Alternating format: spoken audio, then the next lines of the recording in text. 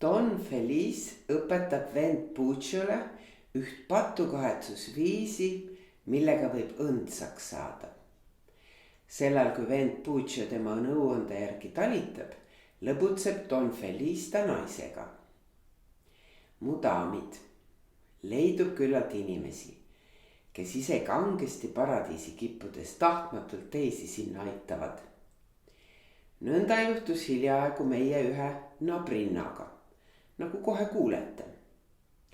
San Branzasio lähedal elas, nagu mulle on räägitud, üks hea ja rikas mees nimega Puccio di Rinieri. Viimasel ajal elas ta ainuüksi vagadusele ja astus Püha Franciscuse ordusse toetajaks liikmeks, kus sai enesele nimeks vend Puccio.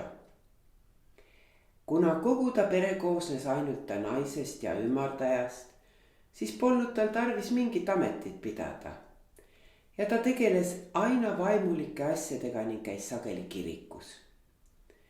Tölp ja kohtlane nagu ta oli, vuristas ta seal maha oma issameied, kuulas jutlusi ja võttis osa missadest, oli alati kohal, kui ilmalikud vennad kiidulaule laulsid, pidas korralikult paastusid ja oli väga vali enese vastu.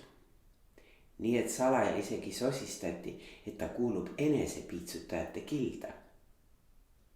Ta Isabetta nimeline naine, kes võis aastat 28 või 30 vana olla, oli värske, ilus ja ümmargune nagu ladva õun.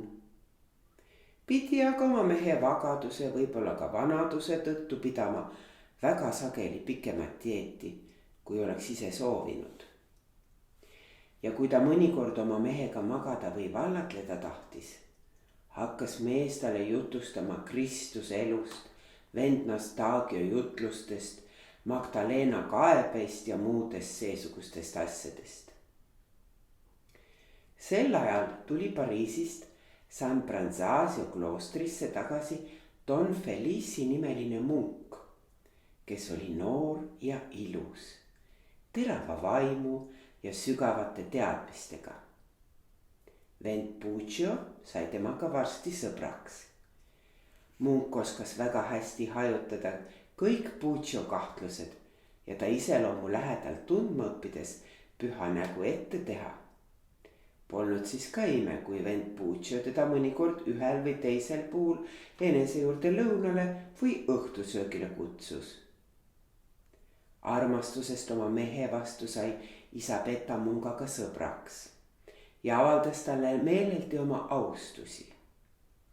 Kui munk nõnda vend Puccio juurde kodus käis ja ta värsket ning täidlast naist nägi, mõistis ta varsti, mille järele see naine kõige enam puudust tunneb ja tuli otsusele vend Puccio koormat kergendada ning ta naisele appi tulla. Isabettale vahetevahel kavalalt otsa vaadates jõudis ta nii kaugele, et suutis naises sütitada sellesama iha, mis tas eneses põles. Niipea kui ta seda märkas, tegi ta naisega esimesel sobival juhul juttu oma armastuse ihast. Kuigi Isabetta valmis oli mungale vastu tulema, oli neil siiski raske oma soovi täita, sest naine ei tahtnud mungaga kuskil väljaspool oma maja kokku saada. Kodus aga oli see võimatu, sest vend Puccio ei käinud kuskil kaugemal, mis munka väga kurvastas.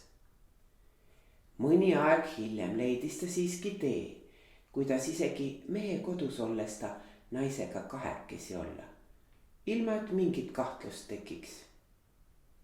Ühel päeval vend Pucciot külastades ütles munk talle: olen juba ammu tähele pannud, kuidas sa, vend Puccio, kõigest hingest tahad õndsaks saada.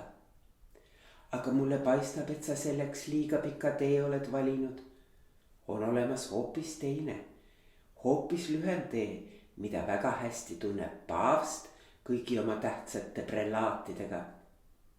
Kuigi nad ise seda teed käivad, ei taha nad, et inimesed sellest teada saaksid, sest siis ei saaks vaimulik seisus kes enamasti almustest elab, edasi püsida. Ei hakkaks ju ilmalikud inimesed vaimulikke oma kingitustega ega muuga toetama. Aga et sa mu sõber oled ja mind nii lahkesti oma majas vastu võtad, siis juhataksin ma sulle meeleldi selle tee kätte, kui ma ainult teaksin, et sa seda mööda käia tahad ja kui sa sellest mitte ühelegi inimesele ei hinga. Vend Pucho, kes otse põles kärsitusest seda õndsaks saamise teed teada saada, hakkas munka tungivamalt paluma, et see talle selle tee kätte juhataks ja andis sõna, et ta sellest kunagi ühelegi inimesele ei räägi või ainult siis, kui munk ise selleks loa annab. Kuivõrd see tema võimuses seisab, kinnitas ta, asub ta kohe sellele teele. Kui sa mulle seda nii kindlalt tõotad, ütles munk, siis olen ma valmis sulle seda õpetama. Sa tead ju, et õndsaks saamiseks tuleb, nagu seda ka pühad kirikuisad õpetavad, pattu kahetseda. Sa paned nüüd hästi tähele, kuidas seda tuleb teha. Ma ei ütle mitte, et sa pärast patukahetsust enam patune inimene pole. Küll aga saad sa puhtaks kõigist pattudest, mis sa enne patukahetsust oled teinud, sest need antakse sulle selle tõttu kõik andeks.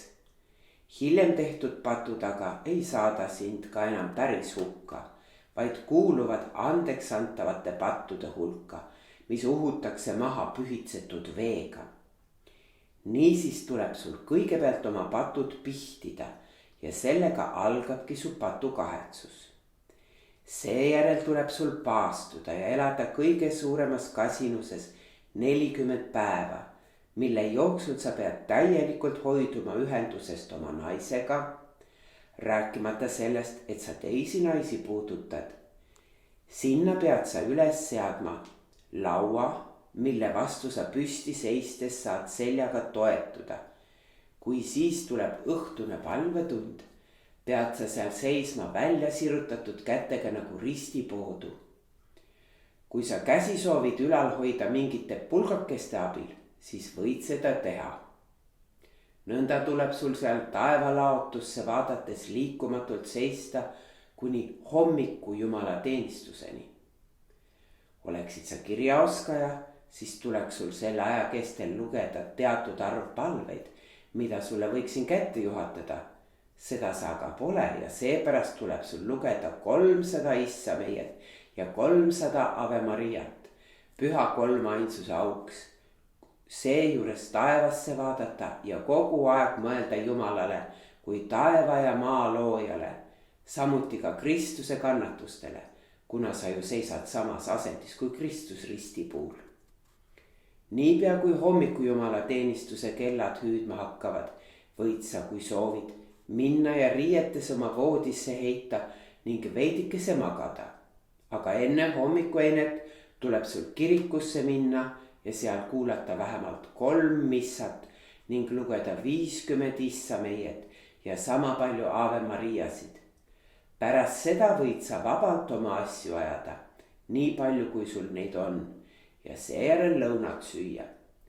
Õhtul aga tuleb sul uuesti kirikus olla ja seal lugeda mõningaid palved, mis ma sulle üles märgin, sest ilma nendeta ei tule asjast midagi välja. Õhtuse Jumala teenistuse ajaks tuleb sul aga jälle asuda oma endisesse kohta, millest sulle rääkisin. Kui sa seda kõike teed, nagu minagi seda olen teinud, siis saad sa loodetavasti juba enne patukahetsusaja lõppu tunda igavese õndsuse imet. Muidugi, kui sa ise suure hardumusega asja juures oled. See polegi nii raske täita, ütles vend Pucho. Ja väga kaua see ka ei kesta. Küll ma juba toime tulen. Jumala abiga teen ma sellega algust järgmisel pühapäeval. Ta lahkus munga juurest, läks koju ja jutustas tema loal naisele kõik ära. Naine sai kohe aru, mis munk sellega öelda oli tahtnud, et mees peab hommikuni liikumatus asendis seisma. kavatsus paistis üpris kena olevat ja seepärast ütles isa Peta oma mehele, et ta on väga rahul kõigega, mis see oma hinge päästmiseks ette võtab.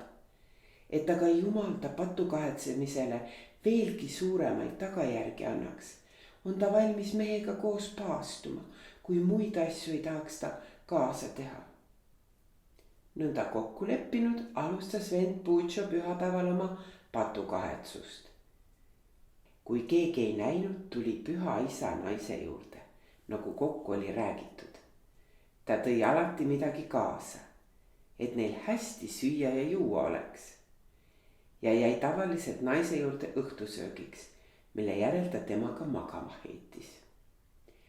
Hommiku jumalateenistuse ajaks tõusis ta üles ja läks minema, kuni vend Pucho omakorda tuli ja voodisse heitis.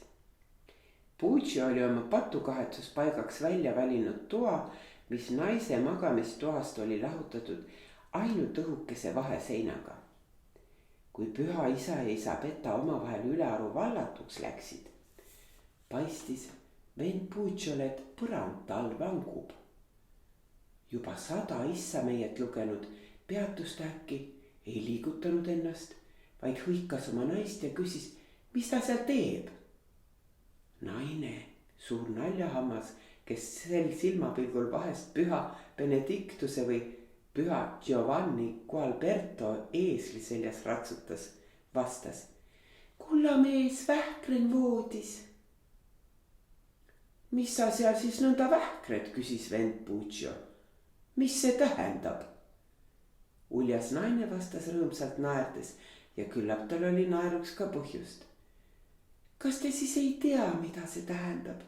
Ise olete mulle 1000 korda öelnud, et kes õhtus söömata jätab, see vähkreb kogu öö. Vend Pucho jäigi uskuma, et ta naine paastumise pärast magada ei saa ja peab voodis vähkrema, ning ta lausus puhtsüdamlikult. Ma olen sulle, naine, juba öelnud, et jäta see paastumine. Kui see aga siiski su tõsine soov on, siis ära mõtle sellele enam, vaid katsu uinuda. Nüüd aga rabeled sa voodis nõnda, et kogu maja väriseb. Ärge selle pärast nii palju muretsege, vastas naine. Küll ma juba tean, mis ma teen. Katsuge teie ise hästi teha, mis te seal tegema peate. Küll mina juba siin hakkama saan.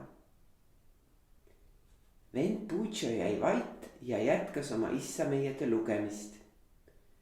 Sellest ööst peale laskis naine voodi kaugemale asuvas toas üles teha. Ja sellel, kui vend Pucho ametis oli oma patukahetsemisega, viitis ta püha isaga aega ülilõbusalt. Kui munk lahkus, läks naine jälle tagasi oma endisesse voodisse, kuhu varsti ka patukahetseja ilmus. Nõnda jätkas vend Pucho oma patukahetsemist, naine aga mungaga lõbutsemist ja nii mõnigi kord ütles ta mungale naljatades. Vend Pucho, lased sa pattu kahetseda, aga paradiisi sattusime meie.